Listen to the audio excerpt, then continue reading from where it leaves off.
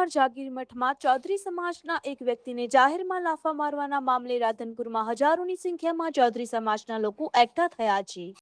સમાજના આગેવાનોનો આક્ષેપ છે કે જાહેરમાં લાફા મારવાની ઘટનાને કોઈ પણ સંજોગોમાં ચલાવી લેવામાં નહીં આવે। આ સાથે પોલીસ પર પણ ગંભીર આક્ષેપો કરવામાં આવ્યા છે। પોલીસ ગુનો કબૂલ કરાવવા માટે દબાણ કરતી હોવાનો સમાજ દ્વારા આક્ષેપ કરાયો છે। હવે આ સમગ્ર મામલે ચૌધરી સમાજે ઉગ્ર વિરોધ નોંધાવ્યો છે। આજે મારે કેવી છે કે જ્યારે પોલીસને એમના દીકરાએ ફોન કર્યો 112 ની વાન ત્યાં જાય છે અને ત્યાં પોલીસ વાળા બે જણા વિડિયો ઉતારીને કબૂલાત કરાવે છે કે તમે તમારી જાતે આયા હતા। આજે માર પડતો હોય એકલો વ્યક્તિ હોય તો જે કે ને એ કરવા તૈયાર થઈ જાય અને પોલીસને અધિકાર કોણે આપ્યો છે આ વિડિયો બનાવવાના કે તમે એમનો વિડિયો ઉતારીને કબૂલાત કરો છો। તમે ખુદ એમને પોલીસ સ્ટેશને લઈ જાઓ છો અને ફરિયાદ નથી નોંધતા। અમારા આગેવાનો 5-5 દિવસ તમારા ખરાબ પોલીસ સ્ટેશનની પાછળ પીઆઈ ની પાછળ ફરતા હોય અને ફરિયાદ ના લેવાતી હોય ડીવાયએસપી એસપી ને રજૂઆત કરવી પડતી હોય રેન્જ આઈજી ને ગૃહમંત્રીને ડીજી ને રજૂઆત કરવી પડતી હોય ત્યારે 5 દિવસ પછી પણ વિષમતા વાળી ફરિયાદ લો તો કોઈ સંજોગોમાં પીઆઈ ને પણ છોડવામાં નહીં આવે। જ્યાં લડવું પડશે ત્યાં લડીશું। હાઈકોર્ટ જવું પડે તો હાઈકોર્ટ, સુપ્રીમ કોર્ટ જવું પડે તો સુપ્રીમ કોર્ટ પણ જઈશું।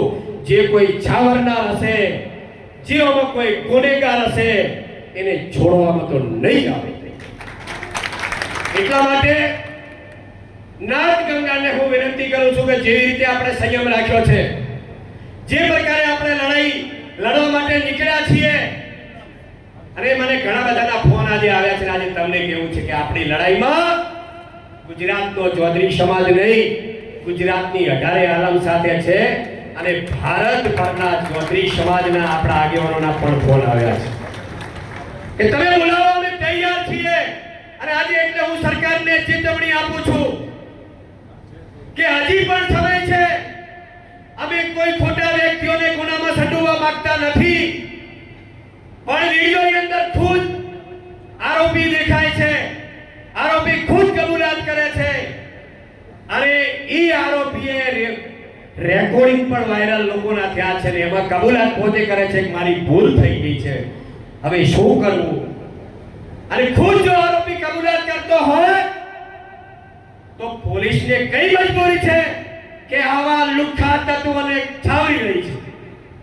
એ મહંત કહેવાના લાયક નથી। મહંત કેવો હોય?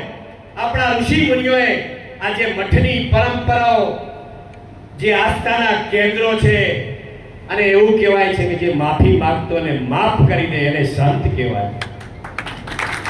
સંત કોને કહેવાય?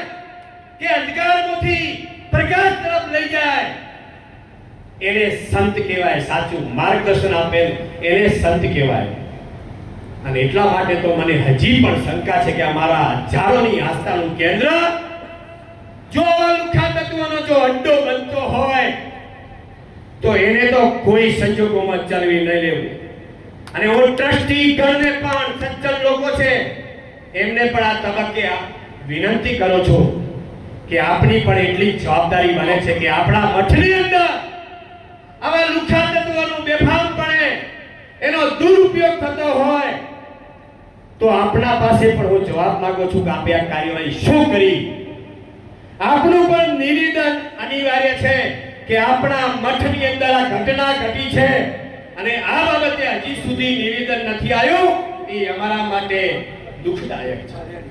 અને એટલા માટે વિનંતી કરું છું કે આ બાબતે પણ આપ યોગ્ય નિર્ણય લો એવી વિનંતી કરું છું। સાથે સાથે અમારી જે માગણીઓ છે, અગાઉ પણ હિન્દવાણી પ્રકરણમાં અને કાકરેજી પ્રકરણ મળ્યું ત્યારે પણ આપણે માગણીઓ કીધી હતી અને અત્યારે પણ અહીંયા બેઠેલા આગેવાનોની અને સમાજના સૌની માગણીઓ છે એ આપણા સમક્ષ રજૂ કરું છું।